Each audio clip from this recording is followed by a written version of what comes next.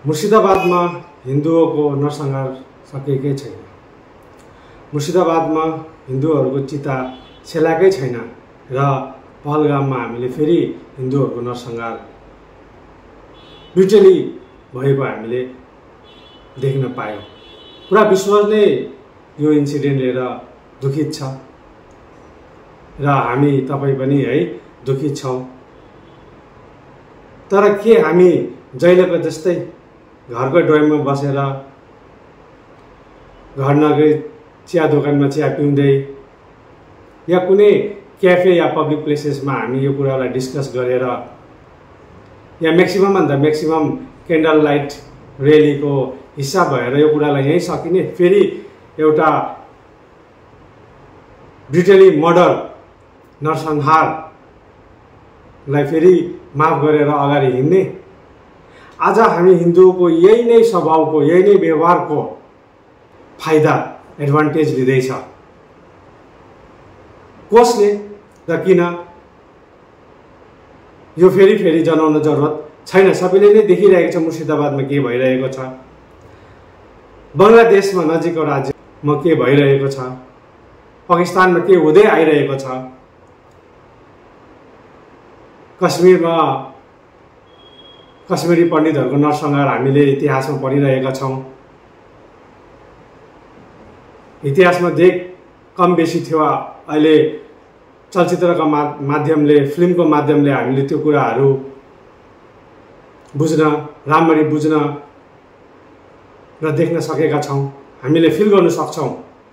हालैमा छावा फिल्म आयो, त्यसमा शिवाजी महाराजको छोरा सम्भाजी महाराजलाई कसरी औरङ्गजेबले ब्रुटली मर्डर गरेर यो फिल्म हेरेर हामी हिन्दूको खुन निकै खोलेर आएर छिटपिट घटना घटे, तर नरसंहार त कहीँ भएन।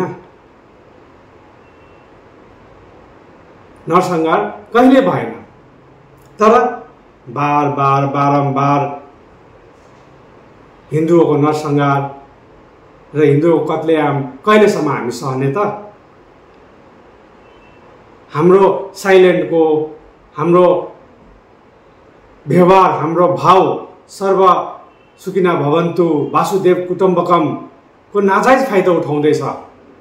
र सायद मलाई लाग्छ कि भारत मात्रै एउटा यस्तो देश होला, तपाईहरुले पनि विचार गर्नु सोच्नुहोस्, मलाई त त्यस्तै लाग्छ कि भारत मात्रै एउटा देश होला जहाँ मेजोरिटी पपुलेसनको जो हिन्दू छ तिनीहरूको नरसंहार बारम्बार आजादी भन्दा पहिला पनि, आजादीको बाद पनि, मुगलको समयमा पनि, ब्रिटिसको समयमा पनि र 60-70 साल कांग्रेसको सोकल नेहरूको शासनमा पनि हिन्दूकै कतल आम देखिरहेका छौँ त। मेजोरिटी र माइनोरिटीको प्रब्लम वर्ल्ड वाइड छ, हामीले सुन्नु आइरहेको छौँ। मेजोरिटी र माइनोरिटीको कथा हुन्छ, समस्या पनि छ, भइरहेको छ। तर मेजोरिटी नै ब्याकफुटमा जहिले पहलगाममा त अचम्मको चिजहरू यसपालि सुन्न पायो त। नाम सोधी जातलाई परे राखिकन हामी जातपातमा बेसी हामी इन्टरनल आर्गुमेन्ट हुन्छ, इन्टरनल समस्या छ, उनीहरूलाई पनि यो कुरा थाहा छ। सो जातपातको कुरा नगरिकन उनीहरूले नाम सोधी र धर्म सोधिकन र कसैले ढाँटेर जान बचाउनका लागि म मुस्लिम हो भन्दा उसलाई पेट खोलेर खतना भएको छ कि छैन, इन्सिजन भएको छैन, प्रमाण दिनु पर्यो र प्रमाण नपाउँदा उहाँलाई ब्रुटली मर्डर गर्यो।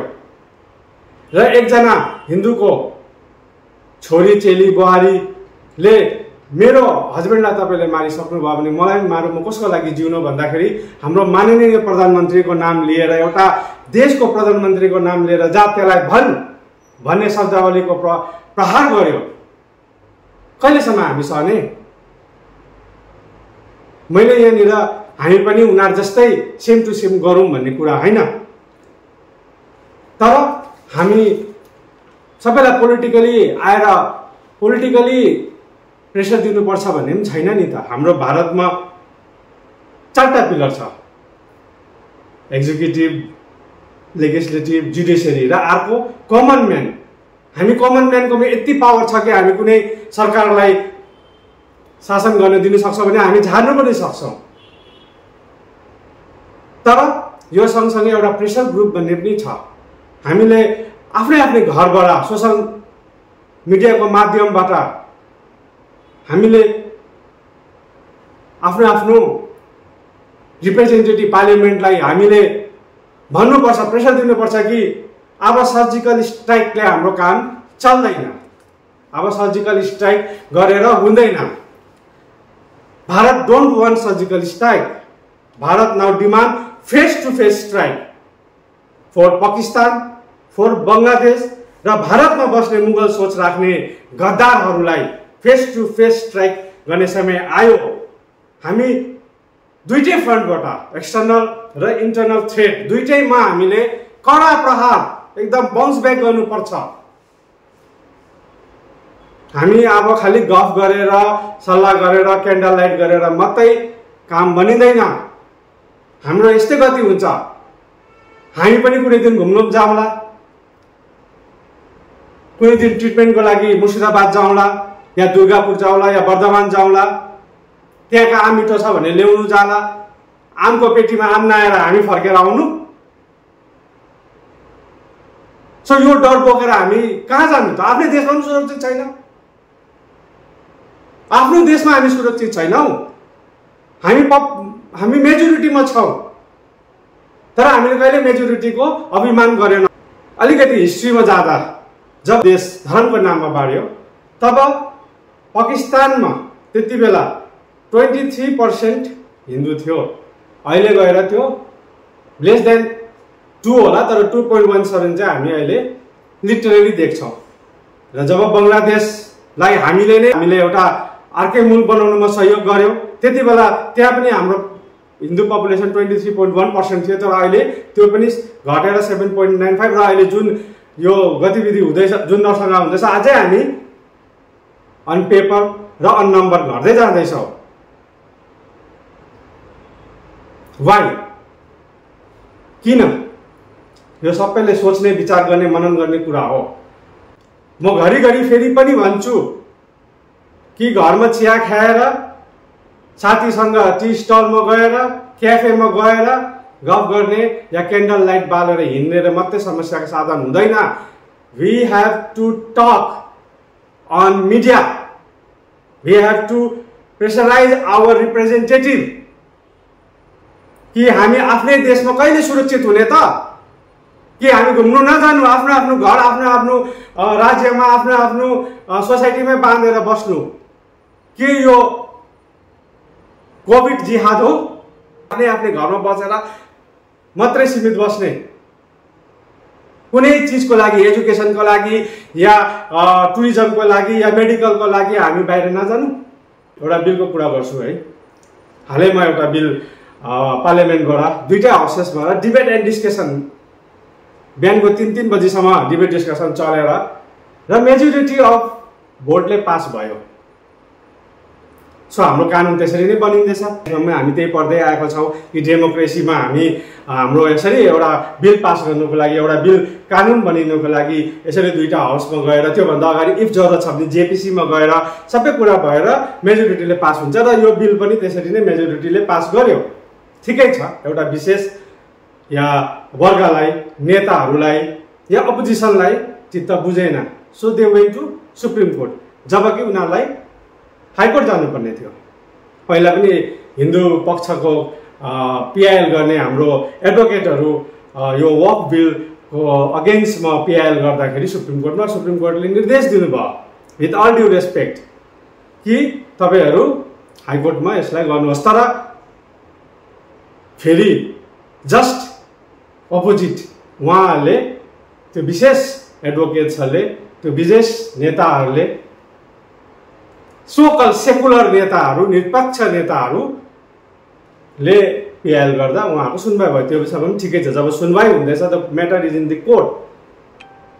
सो मुर्शिदाबादमा यो खेल कसले खेल्दैछ त?